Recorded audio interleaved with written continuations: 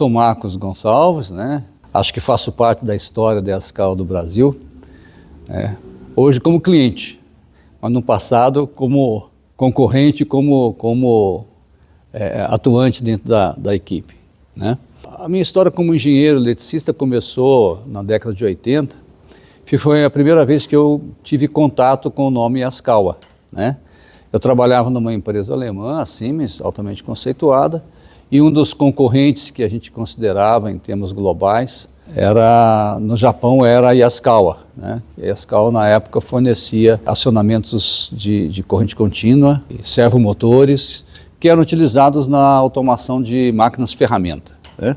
Que era um setor que a gente estava começando a trabalhar. Ainda não tinha a ideia dos robôs industriais. Posteriormente, com o passar dos anos, né, o Brasil teve uma legislação específica na área de automação industrial, que era a lei da informática, né, que cerceava a ação das empresas estrangeiras dentro do contexto do mercado local. Isso numa iniciativa de tentar criar produção local de conhecimento, agregar valor, eventualmente até na fabricação de equipamentos na área de automação.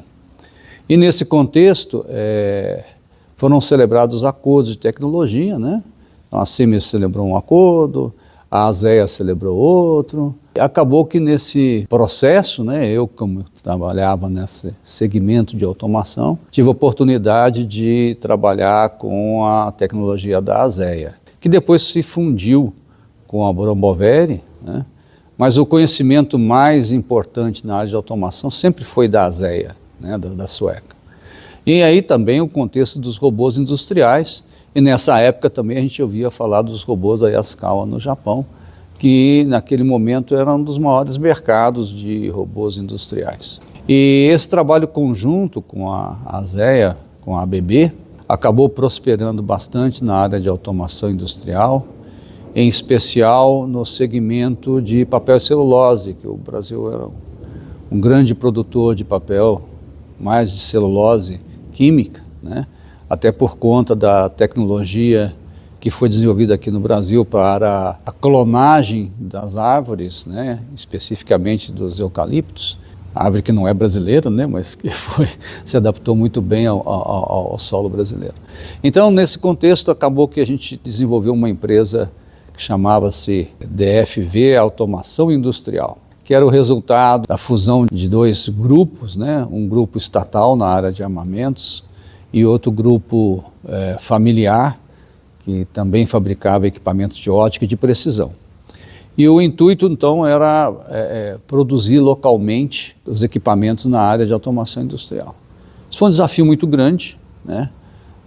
Se imagina aí final da década de 80, década de 90, fabricar circuitos impressos com furos metalizados, importar os componentes eletrônicos e fabricar o sistema de automação para essas aplicações.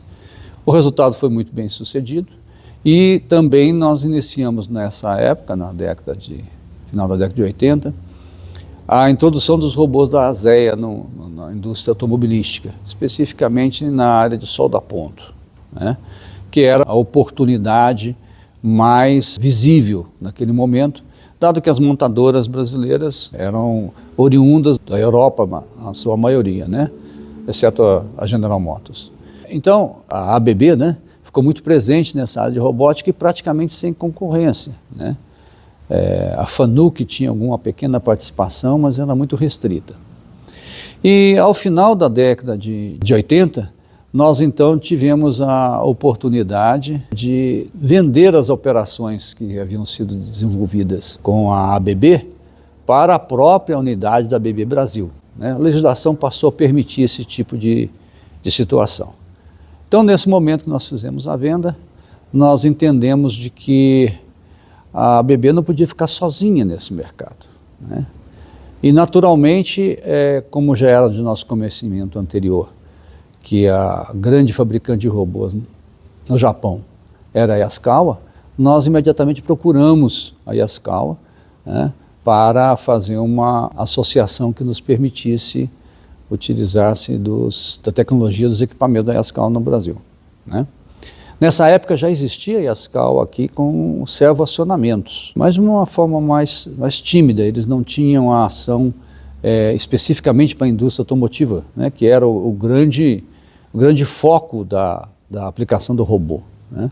Então, eu tive a oportunidade de frequentar lá as unidades da Yaskawa em Chicago, né, discutir os termos, e depois lá em West Carrollton, né, quando nós então firmamos um acordo de parceria com a Motoman, aí já era uma outra personalidade jurídica, e começamos então a introduzir os robôs da Motoman aqui no Brasil. E aí a gente teve uma abordagem muito feliz, porque as montadoras não se utilizavam dos robôs Motoman nos Estados Unidos, na GM, e nem na Volkswagen da Alemanha, e nem na Fiat na Itália. Então, o mercado para nós aqui da montadora para robô Motoman era um mercado fechado, não havia essa disponibilidade. Nós conhecíamos muito bem os trabalhos que tinham sido desenvolvidos, inclusive em parceria com a Hobart, né, australiana, aí na fabricação das unidades de solda, e tivemos a oportunidade de começar a introduzir os robôs não diretamente na montadora, mas nos supridores nas montadoras, né? Que naquela época a grande maioria eram empresas nacionais, né, de capital local, né, pequenas e médias, não existiam grandes corporações, né, e que estavam ávidos por uma solução para a questão de exigência da aplicação robotizada. Porque à medida em que entraram-se os robôs para a fabricação do automóvel, para a montagem do automóvel, a exigência de tolerância dimensional dos componentes aumentou absurdamente. Não dava mais para ter ajeitamentos de martelinho no final da linha de montagem, como acontecia, né?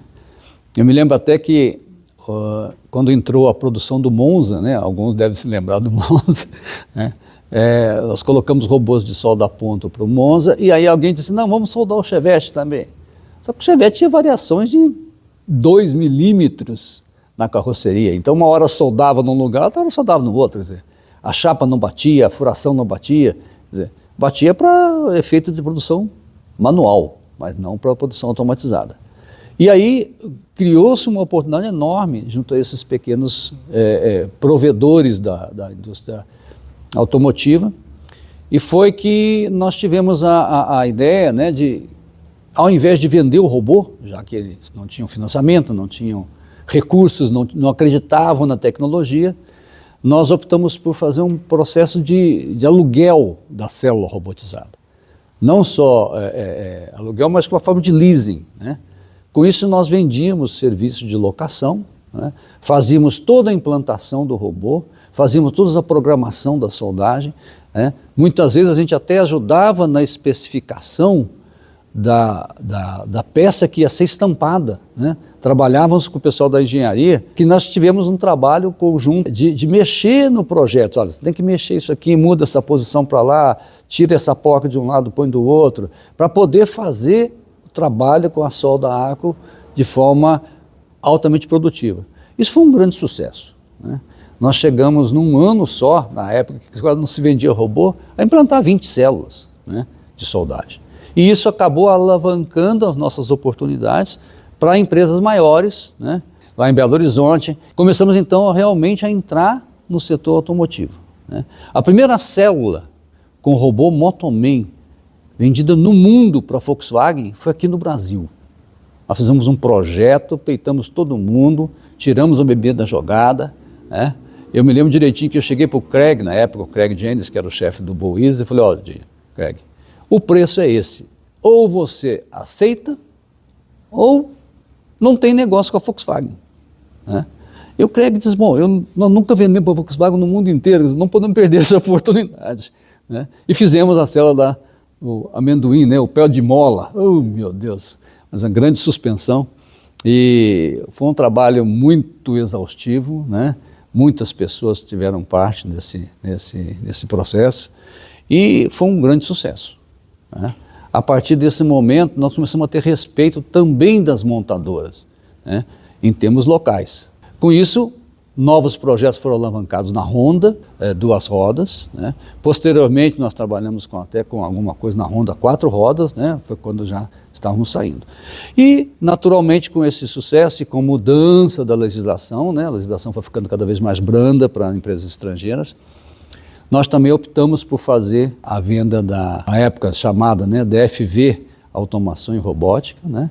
Para a Motomen, né? E Yaskawa nos Estados Unidos.